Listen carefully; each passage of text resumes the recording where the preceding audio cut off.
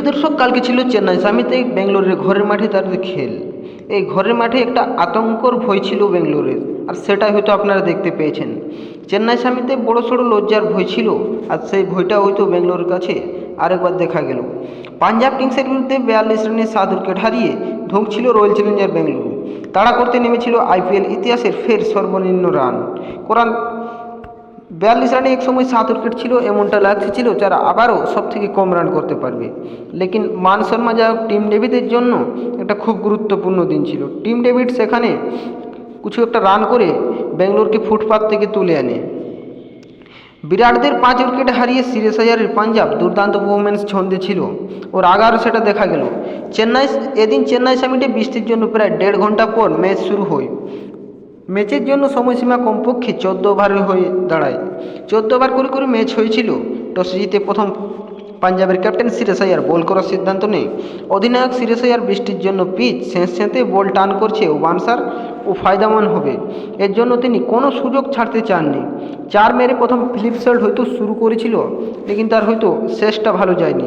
Philip salt অর্শদীপের চতুর্থ বলেই তিনি আউট হয়ে গেলেন। সেই শুরু করতে গিয়ে মাত্র 1 রানে আউট হন ফিলিপ সল্ট, 4 রানে আউট হন। লিয়ান লিভিংস্টন, জিতেশ শর্মা, কুনাল পান্ডিয়া এলেন না, এরা আরও গেলেন। অধিনায়ক রজত পটিদার আউট হয়ে 23 রানের পর ওভারে আউট হন মনোজ ভান্ডাগু। এক সময় লাগছিল ফের লজ্জার রেকর্ড করবে রয়্যাল চ্যালেঞ্জার বেঙ্গালুরু। আইপিএল ইতিহাসে সর্বনিম্ন রান করেন তারা।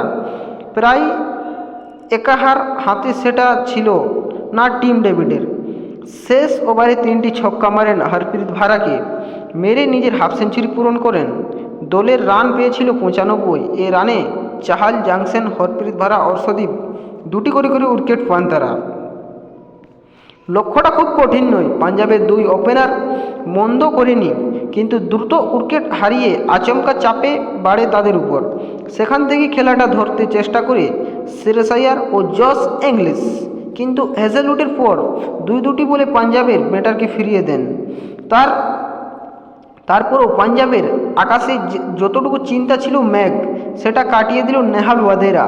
সুয়েশ শর্মার ওভারে 15 রান নিয়ে পাঞ্জাব কিংসের জয়ের দিকে এগিয়ে যায়। তাদেরকে জয়ের দিকে পৌঁছে দিলেন। শশাঙ্ক সিং আউট হয়ে গেলেও তার চৌড়া ব্যাটে ভর করে বেঙ্গালুরুকে হারালো পাঞ্জাব। তিনি নিজে অপরাজিত থাকেন, 33 রান করেন। 11 বল বাকি থাকতে 5 উইকেটে হারিয়ে দিল শ্রেয়স আইয়ারের দল। পাঞ্জাব কিংসে বেঙ্গালুরুকে দুর্দান্তভাবে একটা হারিয়ে দিয়েছিল। সে সঙ্গে 7 ম্যাচে 10 পয়েন্ট নিয়ে উঠে এলো লিগ দ্বিতীয় স্থানে।